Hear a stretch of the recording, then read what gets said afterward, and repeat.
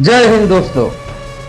क्या मनीषा को सीबीआई इंसाफ दिला पाएगी? ये एक बहुत बड़ा सवाल है। चूंकि एक घटना बिहार में संजना हत्याकांड, एक घटना हरियाणा में जो बिगानी इलाके की, वो 19 साल की छात्रा भी थी और शिक्षिका भी थी जो बच्चों को पढ़ाती थी।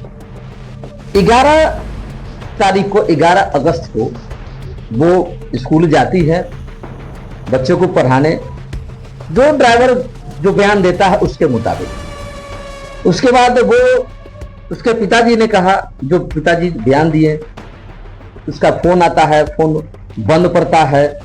वो विद्यालय में जाती है कोई फॉर्म भरने के लिए। उसके बाद जब वो मिस कॉल आता है उनके पिताजी के नंबर पर, फिर उसका मोबाइल बंद मिलता है। इधर वैशाली, बिहार के वैशाली में संजना भारती जब वो भी विद्यालय में ही जाती है फॉर्म भरने के ही नाम पर, उसका वहां पर अपहरण हो जाता है। उसके माता पिता दौड़ते हैं पुलिस थाने के पास, कभी गौरव थाना, कभी भगवानपुर थाना। वहां भी थाना वाला कहता है लड़की जवान है, किसी लड़के के साथ भाग गई होगी। ये कहानी, ये बिहार की कहानी है।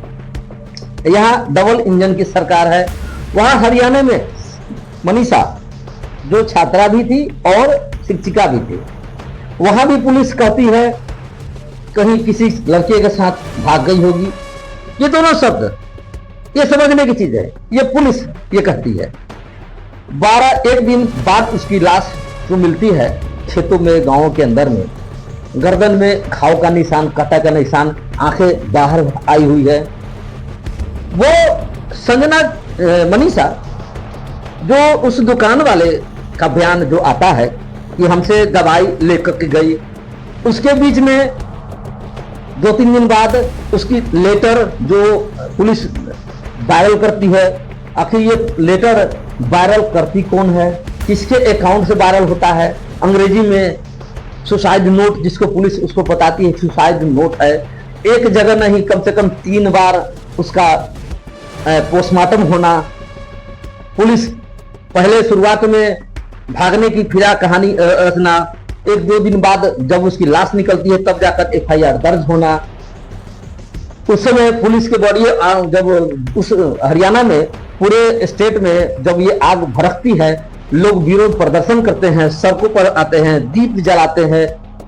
तमाम तरह के वहां के जो विपक्षी नेता है कांग्रेस के, उनके विरोध करने पर सीबीआई की जांच की मांग करती है। फिर राज्य सरकार सीबीआई जांच करवाने का काम करवाती है। अभी सीबीआई जांच शायद शुरू नहीं हुई है। क्या सीबीआई उस पर, उस लड़की को इंसाफ दिलवा पाएगी?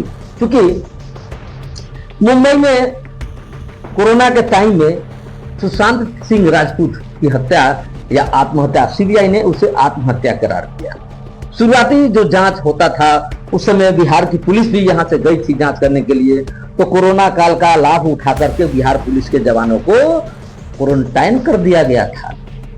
उसके जो एम्बुलेंस का जो ड्राइवर है सुशांत सिंह राजपूत के, वो बताता है मीडिया में आकर के कि उसका पैर टूटा हुआ था, हाथ टूटा हुआ था। फिर सीबीआई जांच होती है, अंत में क्या निकलता है? ढाक के 3 पार्ट। अभी Sanjana murder case, police, Vaishali police कहती है जो लड़के ने बताया कि हम जिस दिन उसको अपहरण किए उसी दिन उसकी हत्या की। 45 दिनों बाद उसकी लाश निकलती है। जिस जगह से उसकी लाश निकलती है वहां मिट्टी ताजी थी। जहां कहीं भी लाश जब गाड़ी जाती है तो मिट्टी उभरी हुई होती है। धीरे धीरे जब लाश गलता है तो मिट्टी नीचे दबती है। 45 दिनों में वहां घास नहीं जन्मती है। अब वो अभी का जो सीजन, अभी जो हालात है, बरसात का सीजन है, थोड़ी बरसात होते रहते हैं। 8 दिन में घास 6 इंच का हो जाता है और 45 दिन में घास नहीं निकलती है। ये सब कहानी जो पूरे देश में हल्का मचा रही है, ये कहीं ना कहीं राजनीतिक इसमें है, या पुलिस अपनी गिरेबान या अपना बदनामी के वजह से क्योंकि पहले तो मना करती है, वैशाली भी पुलिस कहती है कि जो भाग गई होगी, हरियाणा पुलिस भी कहती है, वहाँ भिवानी की वो भी कहती कहीं भाग गई होगी। जब लाश निकलता है तो तरह तरह के बयान, कोई सुसाइड कर लिया, कोई दवाई जहरीली चीज खा गया, पेट में तो कुछ निकला नहीं, डॉक्टर के कहा से हाँ शरीर में निकला, लेकिन ये नहीं लिखा, या ये रिपोर्ट में नहीं आ रहा, या ये किसी चैनल में इसको पेट में था। पैदल रास्ते से गुजर रहा था, सीसीटीवी कैमरा में उसका फोटो दिखाई दे रहा है दुकान, उस खाद बीज के दुकान वाले के, लेकिन उस दुकान पर आती है वो वीडियो किसी को दिखाई नहीं दे रहा। उस दुकान पर खड़े होकर के वो किस नाशक की दवाई खरीदती है, वो वीडियो किसी को दिखाई नहीं दे रहा। आखिर वो वीडियो अगर उसके दुकान पर आकर किस नाशक का दवाई का लिया तो उसका भी वीडियो आना चाहिए। वो जो बोल रही होगी उसको सुनाई देना चाहिए, वो वीडियो में आना चाहिए, लेकिन किसी को कभी वो वीडियो दिखाई नहीं दिया। अब आप बताइए, क्या इतने दिनों बाद सीबीआई को कुछ हाथ लग सकता है? वो जहां पर लाश मिली वहां का मिट्टी बदल गया होगा, घास जलम गई होगी, जैसे यहाँ संजना भारती की कहानी है। अभी वहां 2 फीट के ऊपर का वहां पर घास जमा हुआ है। पुलिस कहती है 45 दिनों बाद लाश निकाला गया, 20 से 25 दिन में कैसा भी लाश जो है वो कंकाल बन जाता है। वो 45 दिन तक ताजी लाश थी, पूरा मांस था, थोड़ा बहुत बस, क्योंकि 1-2 दिन में लाश सड़ जाता है भाई, किसी कोई भी जानवर हो, इंसान हो, हर चीज का। तो क्या ये एकदम जांच का विषय है? जांच का विषय इसलिए है कि अभी बिहार में चुनाव है। अगर बिहार में चुनाव है, यहाँ अगर पुलिस पदाधिकारी पर कार्रवाई कस के हो गई तो बिहार सरकार की बदनामी होगी, नीतीश कुमार की सुशासन की बदनामी होगी, बीजेपी की बदनामी होगी, चुनाव में उनको घाटा हो सकता है, उनको हार मिल सकती है। इसी चुनाव में हार के वजह से जो है सच्चाई को दबाया जाता है, और सच्चाई को अभी तक दबाया जा रहा है, क्योंकि वहां हरियाणा में कांग्रेस जो विपक्षी पार्टी है उसने धरना प्रदर्शन किया, भूख हड़ताल की चेतावनी दी, तब जाकर सरकार वहां की सीबीआई जांच की मांग को माना उसने। लेकिन बिहार में क्या विपक्ष का नेता नहीं है, तेजस्वी यादव विपक्षी नेता नहीं है, बिहार में कांग्रेस नहीं है, प्रशांत किशोर भी है, नए अभी आए हैं, पार्टी बनाए हैं, तो बिहार में कौन बोलने वाला होगा भाई?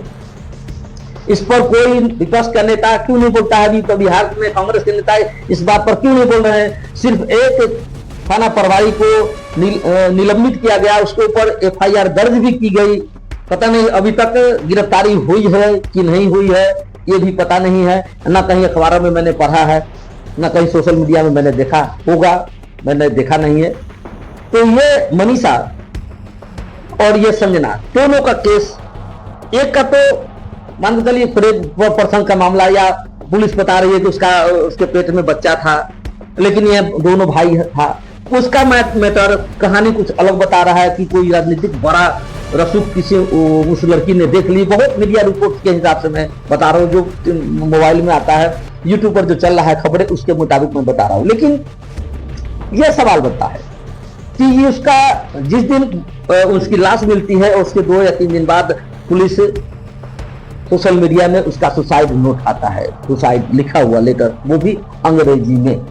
क्या वो मनीषा अंग्रेजी लिखना जानती थी, या अंग्रेजी में ऐसा लिख सकती थी? उसके माता पिता अंग्रेजी जानते थे जो उसने ऐसा लिख करके दिया। फोन भी किया कि मैं जा रही हूँ फॉर्म भरने के लिए अपने पिता को, उस समय भी बता सकती थी। और अचानक उसको डाला किसने सोशल मीडिया में? उस लेटर को लोगों को भरमाने के लिए।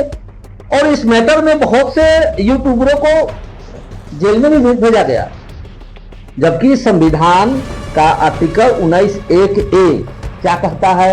अपनी बातों को रखने का सब सोशल मीडिया के सामने में हम सरकार की आलोचना कर सकते हैं, कोर्ट के भी आलोचना कर सकते हैं प्रूफ के साथ। सुप्रीम कोर्ट का भी ये आदेश है, आम आदमी के पास ये अधिकार है कि सरकार हो, राजनीतिक पार्टी हो, कोर्ट हो, किसी का भी उसका आलोचना करने का राइट आम आदमी के पास में है। लेकिन कहीं ना कहीं डराने की कोशिश मीडिया को, सोशल मीडिया हो, छोटे मोटे मीडिया वाले को डराने की कोशिश, क्योंकि छोटे मीडिया वाले ही सच्चाई दिखाते हैं। बहुत से बड़े बड़े चैनल है, लेकिन सच्चाई बड़े वाले भी दिखाते हैं, लेकिन निशाना किस पर? छोटे वाले पर। अब मौका आया है, अब सीबीआई जांच कितने दिन में जांच पूरी करती है, क्या करती है, या उसको मनीषा को इंसाफ दिलवा पाती है या नहीं दिलवा पाती है, असली मुजरिम के पास जाती है कि नहीं जा पाती है, ये अब देखना ये बाकी है। कहीं यही मनीषा का केस सुशांत सिंह राजपूत वाला हाल तो नहीं हो जाएगा, क्योंकि सरकार में बीजेपी है, केंद्र में बीजेपी, राज्य में बीजेपी, सीबीआई किसकी है? अभी तो लोग कहते हैं सब जो सरकार में है उसको सीबीआई को तोता बनाता है, लोग तोता कहता है। अब देखना यह है सीबीआई के साख पर क्या पट्टा लगता है, वो सच्चाई उजागर कर पाती है कि नहीं, अब सीबीआई के ऊपर निर्भर करता है। फिलहाल इस वीडियो को आप लोग जितना हो सके शेयर करें, लाइक करें, कमेंट करें और अपनी बातों को इस वीडियो के माध्यम से कर सके, ताकि और लोग के पास ये वीडियो जाए। जिन भाइयों ने मेरे चैनल को सब्सक्राइब ना किया हो, कृपया करके सब्सक्राइब कर ले, ताकि और ऐसी वीडियो मैं आप लोगों के सामने ला सकूं। धन्यवाद।